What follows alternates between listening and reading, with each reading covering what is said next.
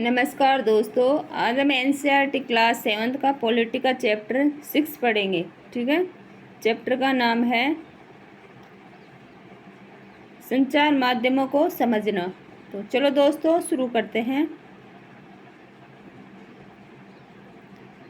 संचार माध्यमों को समझना। टेलीविज़न पर आपका पसंदीदा प्रोग्राम कौन सा है? रेडियो पर आपको क्या सुनना अच्छा लगता है? प्राय आप कौन से अखबार या पत्रिकाएं पढ़ते हैं? क्या आप इंटरनेट पर सफरिंग करते हैं? आपको इसमें सबसे उपयोगी क्या लगता है? क्या आप उस एक शब्द को जानते हैं जो प्राय सामूहिक रूप से रेडियो, टीवी, अखबार, इंटरनेट और संचार के अन्य साधनों के लिए प्रयोग में लाया जाता है? यह शब्द है मीडिया। इस पाठ में आप मीडिया यानी संचार माध्यम के बारे में विस्तार से पढ़ेंगे। आप जानेंगे कि यह कैसे काम करता है और कैसे हमारे प्रतिदिन के जीवन को प्रभावित करता है। क्या आप किसी एक ऐसी चीज़ को याद कर सकते हैं जो आपने इस सप्ताह संचार माध्यमों से सीखी हो? स्थानीय मेले की दुकान से लेकर टीवी के कार्यक्रम तक जो आप देखते हैं, इन सबको संचार माध्यम यानी मीडिया कहा जा सकता है। मीडिया अंग्रेजी के मीडियम शब्द का बहुवचन है और इसका तात्पर्य उन विभिन्न तरीकों से है जिनके द्वारा हम समाज में विचारों का आदान प्रदान करते हैं। मीडियम का अर्थ है माध्यम, क्योंकि मीडिया का संदर्भ संचार माध्यमों से है, इसलिए हर चीज़ जैसे फ़ोन पर बात करने से लेकर टीवी पर शाम के समाचार सुनने तक को मीडिया कहा जा सकता है। टीवी, रेडियो और अखबार संचार माध्यमों के ऐसे रूप हैं जिनकी पहुँच लाखों लोगों तक, देश और विदेश के जन समूह तक है, इसलिए इन्हें जनसंचार माध्यम या मास मीडिया कहते हैं। संचार माध्यम और तकनीक। आपके लिए संभवतः संचार माध्यमों के बिना अपने जीवन की कल्पना करना भी कठिन होगा, लेकिन केबल टीवी और इंटरनेट के विस्तृत उपयोग हाल ही में शुरू हुए हैं। इन्हें प्रचलन में आए अभी 20 वर्ष भी नहीं हुए हैं। जनसंचार माध्यमों के लिए प्रयोग में आने वाली प्रौद्योगिकी निरंतर बदलती रहती है।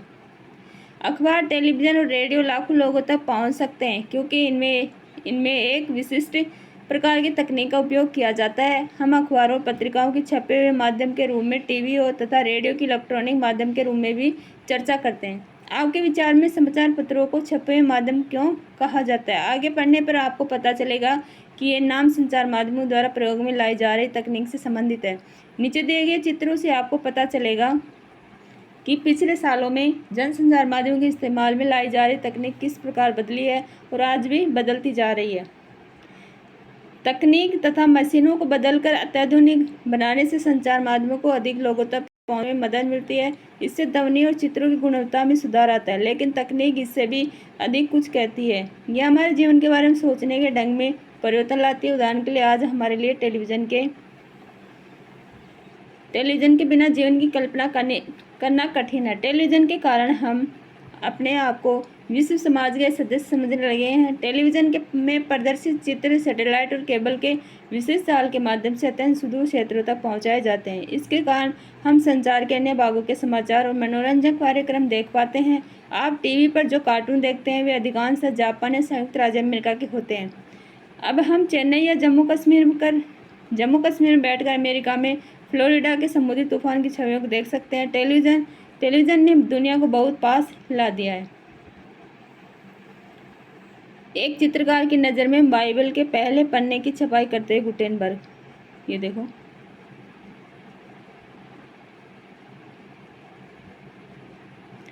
उन्नीस 1940 के दशक में इलेक्ट्रॉनिक टाइपराइटर के आ जाने से पत्रकारिता की दुनिया में एक बड़ा बदलाव आया है। ये देखो,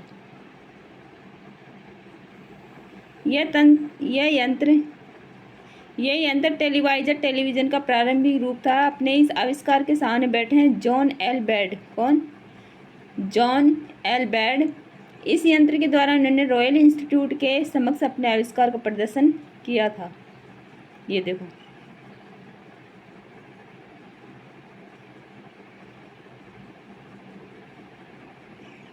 संचार माध्यम और धन। जनसंचार द्वारा उपयोग में लाई जाने वाली विभिन्न तकनीकें अत्यंत खर्चीले हैं। जरा टीवी स्टूडियो के बारे में सोचिए, जहां पर समाचार वाचक बैठता है। इसमें लाइटें, कैमरे, ध्वनि रिकॉर्ड करने के यंत्र, संप्रेषण के लिए सैटेलाइट आदि हैं। इन सभी का मूल्य बहुत अधिक है। समाचार के स्टूडियो में केवल समाचार वाचक को ही वेतन नहीं दिया जाता, बल्कि और बहुत सारे लोग हैं जो प्रसारण में सहायक होते हैं। इसमें वे लोग सम्मिलित हैं जो कैमरे व प्रकाश की व्यवस्था करते हैं। जैसा कि आपने अभी पढ़ा, जनसंचार माध्यम निरंतर बदलते रहते हैं, इसलिए नवीनतम तकनीक जुटाने पर भी बहुत धन व्यय होता है। इन खर्चों के कारण जनसंचार माध्यमों को अपना काम करने के लिए बहुत अधिक धन की आवश्यकता होती है। परिणामतः अधिकांश टीवी चैनल और समाचार पत्र किसी बड़े व्यापारी प्रतिष्ठान का भाग होते हैं। जनसंचार माध्यम लगातार धन कमाने के विभिन्न तरीकों के बारे में सोचते रहते हैं। एक तरीका जिसके द्वारा जनसंचार माध्यम धन अर्जित करते हैं, विभिन्न वस्तुओं के विज्ञापन का, जैसे कारें, चॉकलेट, कपड़े, मोबाइल फ़ोन आदि। आपने ध्यान दिया होगा कि अपने प्रिय टेलीविज़न कार्यक्रम को देखते हुए आपको ऐसे अनेक विज्ञापन देखने पड़ते हैं।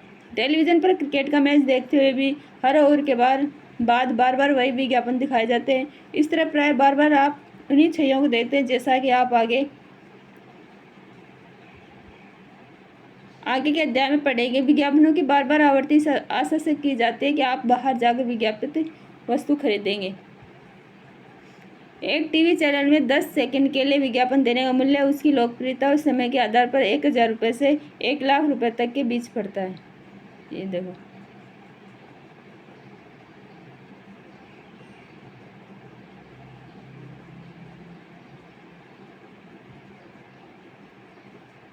संचार माध्यम और लोकतंत्र में देश और संसार के बारे में समाचार देने और उनमें होने वाली घटनाओं पर चर्चा करने में संचार माध्यमों की भूमिका अत्यंत महत्वपूर्ण है। उदाहरण के लिए संचार माध्यमों से नागरिक जान सकते हैं कि सरकार किस प्रकार काम कर रही है। यदि लोग चाहें तो इन समाचारों के आधार पर कार्रवाई भी कर सकते हैं। ऐसा वे संबंधित मंत्री को पत्र लिखकर, सार्वजनिक विरोध आयोजित करके, हस्ताक्षर अभियान आदि चलाकर सरकार से पुनः उसकी कार्यक्रम पर विचार करने का आग्रह करके कर सकते हैं। जानकारी देने के संबंध में संचार माध्यम की महत्वपूर्ण भूमिका को देखते हुए यह आवश्यक है कि जानकारी संतुलित होनी चाहिए। आइए अगले पृष्ठ पर दिए गए एक ही समाचार के दो विभिन्न रूपों को पढ़कर समझें कि संतुलित संचार माध्यम का क्या तात्पर्य है। अलग अलग पाठकों की पसंद को देखते हुए छपाई वाले माध्यम कई तरह की जानकारी उपलब्ध कराते हैं। ये देखो,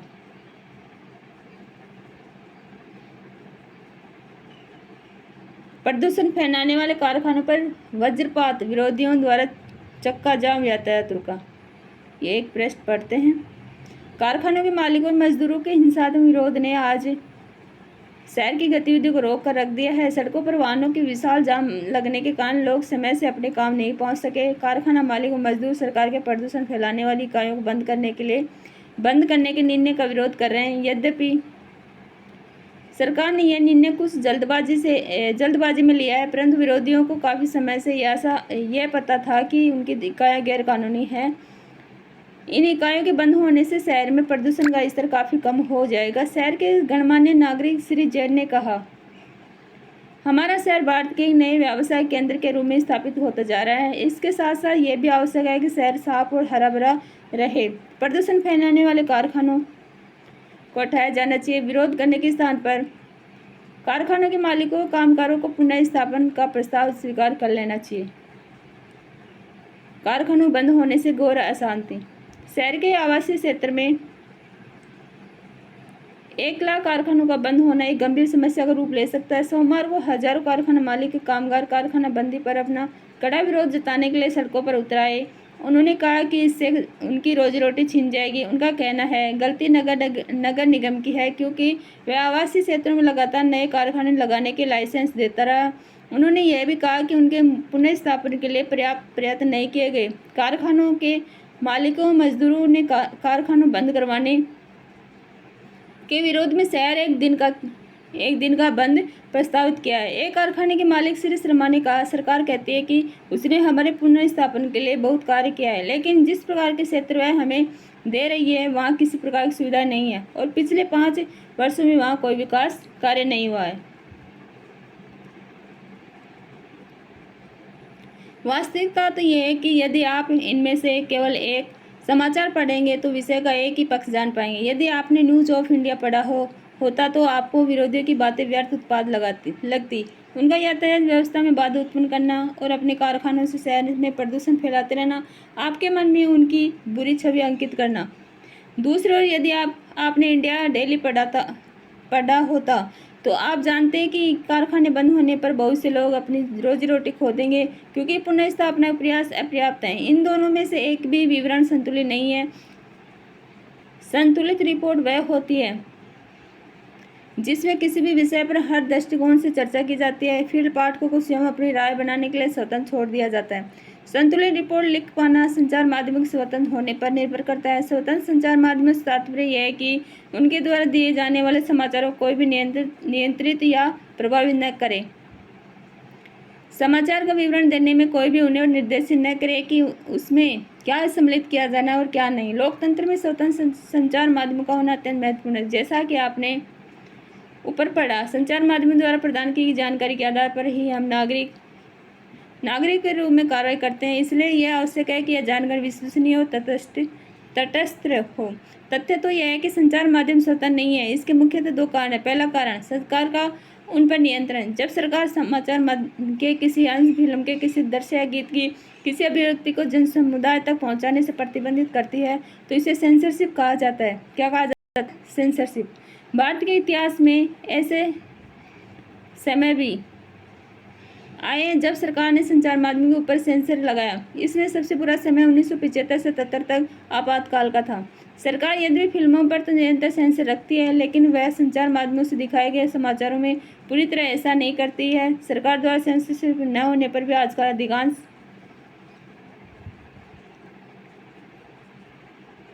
अधिकांश समाचार पत्र संतुलित विवरण देने में असफल हो रहते हैं। इसके कारण बहुजटिल संचार माध्यमों के विषय में शोध करने वाले लोगों का कहना है कि ऐसे इसलिए है क्योंकि संचार माध्यम पर व्यापारिक प्रतिष्ठानों का नियंत्रण है। कई बार किसी विवरण के पक्ष पर ही ध्यान केंद्रित कराना उनके हित में होता है। संचार माध्यमों द्वारा निरंतर धन की आवश्यकता और उसके लिए विज्ञापनों पर निर्भरता के कारण भी उन लोगों के विरोध में लिखना कठिन हो जाता है जो विज्ञापन देते हैं। इसलिए व्यापार से गहन जुड़ाव होने के कारण अब संचार माध्यमों को स्वतंत्र नहीं समझा जाता। इसके अतिरिक्त संचार माध्यम किसी मुद्दे के खास पक्ष पर इसलिए भी ध्यान केंद्रित करते हैं क्योंकि उसे विश्वास है कि इससे विवरण रुचिकर हो जाएगा। इसी तरह यदि वे किसी विषय पर जन समर्थन बढ़ाना चाहते हैं तो भी मुद्दे के पक्ष पर ही ध्यान केंद्रित करते हैं।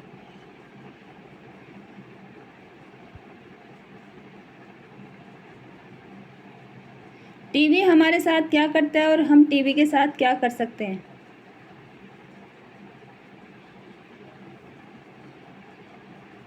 बहुत से घरों में अधिकांश समय टीवी चलता ही रहता है। हमारे चारों ओर की दुनिया के बारे में हमारे बहुत से विचार जो कुछ हम टीवी पर देखते हैं उसी से बनते हैं। ये दुनिया को दिखाने वाली एक खिड़की की तरह है। आपके विचार में यह हमें कैसे प्रभावित करता है? टीवी में अनेक प्रकार के कार्यक्रम है। सास भी कभी बहुत ही जैसे पारिवारिक धारावाहिक, खेल कार्यक्रम जैसे कौन बनेगा करोड़पति, वास्तविक जीवन को दर्शाने वाले कार्यक्रम जैसे बिग बॉस, समाचार, खेल और कार्टून आदि। हर कार्यक्रम के पहले, बीच में और अंत में विज्ञापन होते हैं। क्योंकि टीवी का समय बहुत महंगा होता है इसलिए केवल वे ही कार्यक्रम दिखाए जाते हैं जो अधिकतम दर्शकों को आकर्षित कर सके। आपके विचार से ऐसे कौन से कार्यक्रम हो सकते हैं? उन चीज़ों के बारे में सोचिए जो टीवी में दिखाई जाती है या नहीं दिखाई जाती। टीवी हमें अमीरों के जीवन के बारे में अधिक दिखाता है या गरीबों के। हमें यह सोचने की जरूरत है कि टीवी का हम पर क्या प्रभाव पड़ता है। ये दुनिया के बारे में हमारे दृष्टिकोण, हमारे विश्वासों, हमारे रूप और मूल्यों को कैसे बनाता है। हमें यह समझने की जरूरत है कि यह हमें संसार का अधूरा दृश्य को दिखाता है।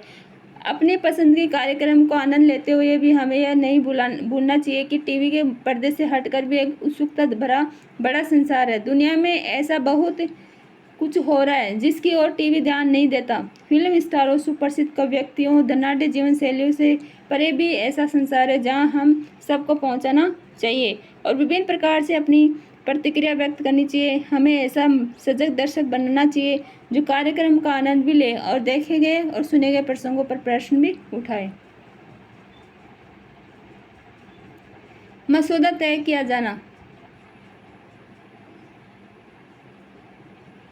किन घटनाओं पर ध्यान केंद्रित किया जाए और इसमें भी संचार माध्यम की महत्वपूर्ण भूमिका रहती है और इसी के आधार पर वह तय कर देते हैं कि क्या समाचार में दिए जाने योग्य। उदाहरण के लिए आपके विद्यालय की वार्षिक उत्सव की खबर शायद समाचार में दिए जाने योग्य नहीं होगी, लेकिन यदि कोई प्रसिद्ध अभिनेता उसमें मुख्य अतिथि के रूप में आमंत्रित हो तो संचार माध्यम की रुचि इसे समाचारों में सम्मिलित करने में हो सकती है।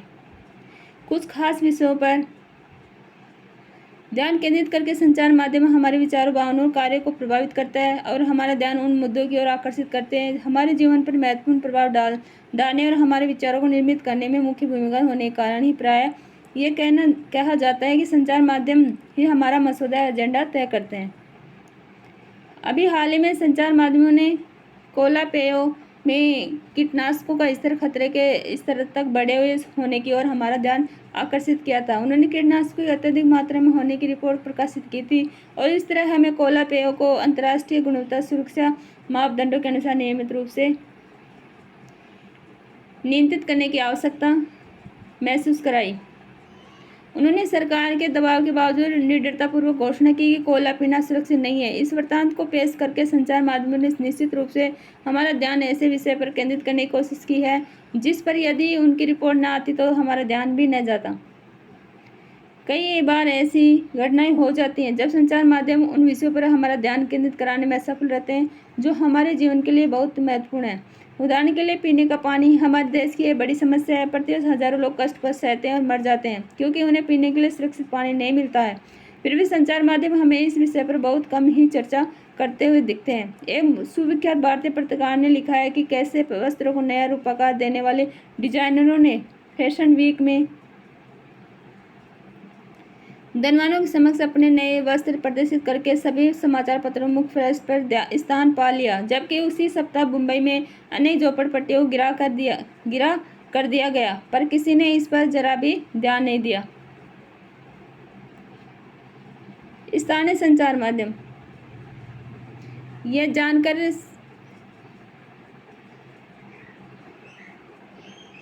जानकर कि संचार माध्यम उन छोटे छोटे मुद्दों में रुचि नहीं लेंगे जिनका संबंध साधारण लोगों और उनके जीवन से है। इसलिए कई स्थानीय समस्याओं में अपना संचार माध्यम प्रारंभ करने के लिए आगे आए हैं। कई लोग सामूहिक रेडियो द्वारा किसानों को विभिन्न फसलों के मूल्य के बारे में बताते हैं और उन्हें बीज तथा उर्वरकों के प्रयोग के बारे में परामर्श देते हैं। कुछ अन्य लोग काफ़ी सस्ते और आसानी से मिल जाने वाले वीडियो के कैमरे इस्तेमाल करके विभिन्न निर्धन समाजों के वास्तविक जीवन की स्थितियों डॉक्यूमेंट्री फिल्म बनाते हैं और कभी कभी तो इन गरीब लोगों को ही फिल्म बनाने के लिए कैमरे और तकनीकी ज्ञान का प्रशिक्षण भी देते हैं।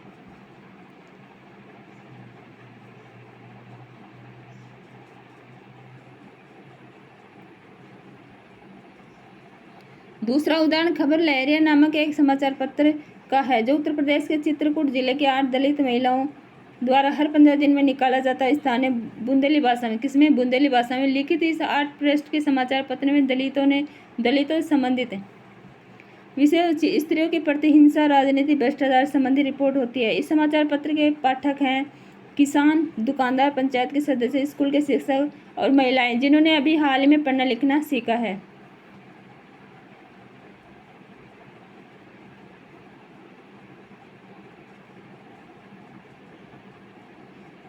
प्रजातंत्र के नागरिक के रूप में हमारे जीवन में संचार माध्यम बहुत महत्वपूर्ण भूमिका निभाते हैं क्योंकि संचार माध्यम के द्वारा ही हम सरकार के कामों से संबंधित विषयों के बारे में सुनते हैं। संचार माध्यम निश्चित करते हैं किन बातों पर ध्यान केंद्रित किया जाना है और किस तरह वह एजेंडा निश्चित कर देते हैं।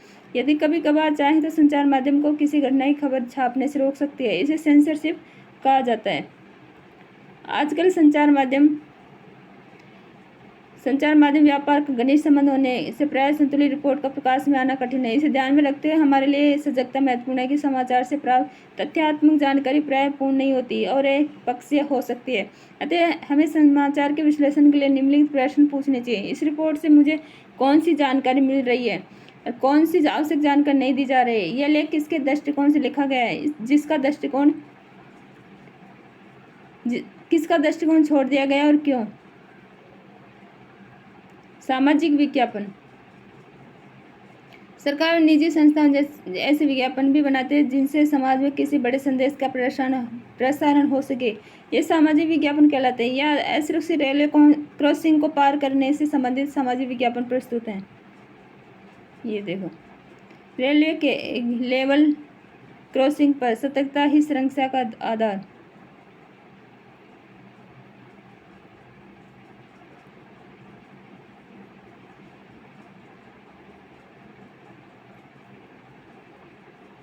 बड़े व्यापारिक प्रतिष्ठान कुछ रेडियो, टीवी, समाचार पत्र के मालिक हैं, अपने उत्पादों का विज्ञापन देते हैं। लोग संचार माध्यमों में देकर उत्पाद खरीदते हैं तो उस पैसा वापस उन्हीं व्यापारिक प्रतिष्ठानों को जाता है।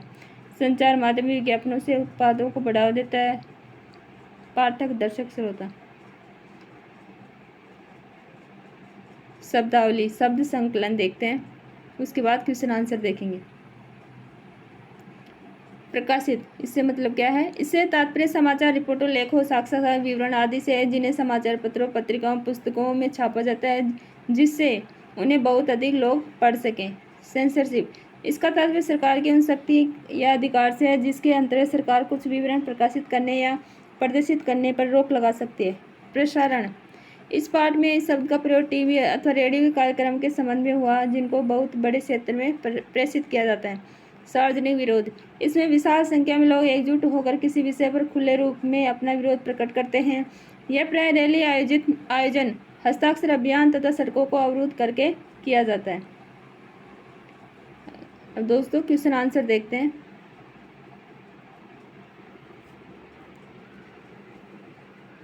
क्वेश्चन है, प्रजातंत्र में संचार माध्यम किस प्रकार महत्वपूर्ण भूमिका निभाते हैं? प्रजातंत्र में संचार माध्यम की भूमिका इस प्रकार है, जैसे संचार माध्यम से नागरिक जान सकते हैं कि सरकार किस प्रकार काम कर रही है।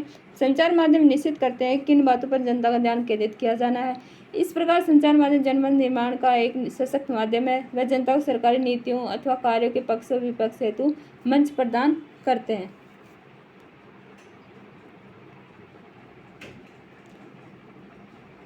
सेकंड क्वेश्चन अपना, क्या आप इस रेखा चित्र को एक शीर्षक दे सकते हैं? इस रेखा चित्र से आप संचार माध्यम और बड़े व्यापार के परस्पर संबंध के बारे में आप क्या समझ रहे हैं? शीर्षक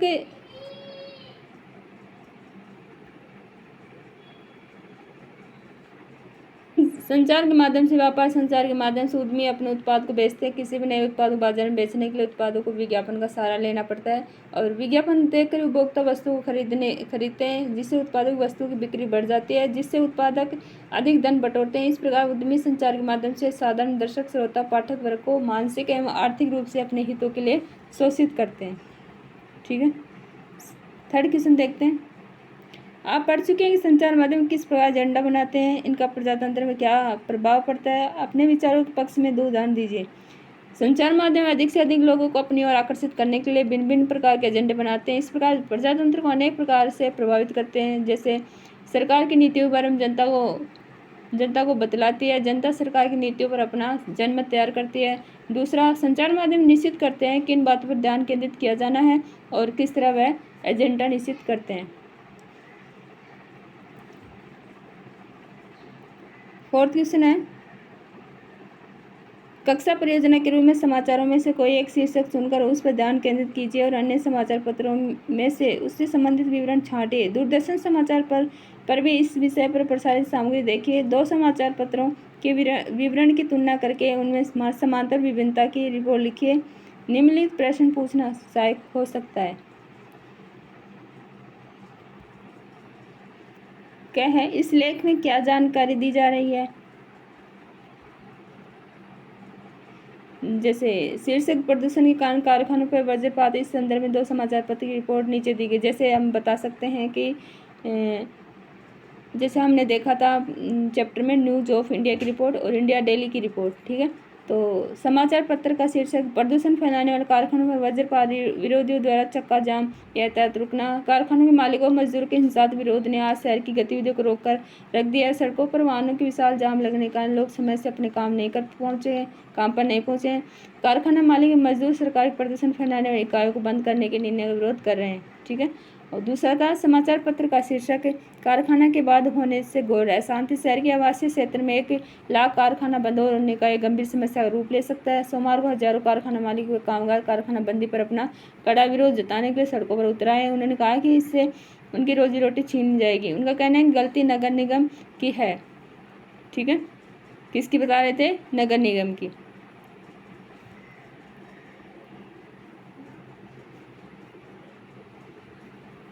क्षेत्रों में लगातार नए कारखाने लगाने के लिए लाइसेंस देता रहा। उन्होंने यह भी कहा कि उनके पुनर्स्थापन के लिए प्रयत्न नहीं किए गए। कारखाना के मालिकों मजदूरों के कारखाने बंद करवाने के विरोध में शहर में 1 दिन का बंद प्रस्तावित किया है। एक कारखाना मालिक श्री शर्मा, हमने चैप्टर में ये पूरा डिटेल से देखा था। श्री शर्मा ने कहा कि सरकार कहती है कि उनसे हमारे पुनर्स्थापन के लिए बहुत कार्य किया है, लेकिन जिस प्रकार के क्षेत्र वह हमें दे रहे हैं वहाँ किसी प्रकार की सुविधा नहीं है और पिछले 5 वर्षों में वहाँ कोई विकास कार्य नहीं हुआ है। ठीक है, कौन सी जानकारी इसमें छोड़ दी गई है? इसलिए प्रदूषण कानूनी लाख कारखाने बंद होने, कारखाना मालिकों और मजदूर विरोधी से संबंधित रिपोर्ट दिया गया था। ठीक है। और न्यूज़ ऑफ इंडिया ने कारखाने फैलाने प्रदूषण दुष्परिणाम के बारे में व्याख्या नहीं की, जबकि इंडिया डेली की रिपोर्ट में कारखाना मजदूरों का विरोध करना कितना उचित था, नगर निगम द्वारा कारखानों में कितना सुविधा दिया गया और क्या क्या कमी रह गई, इसके बारे में नहीं बताया गया। ये लेख किसके दृष्टिकोण ध्यान में रखकर लिखा गया है?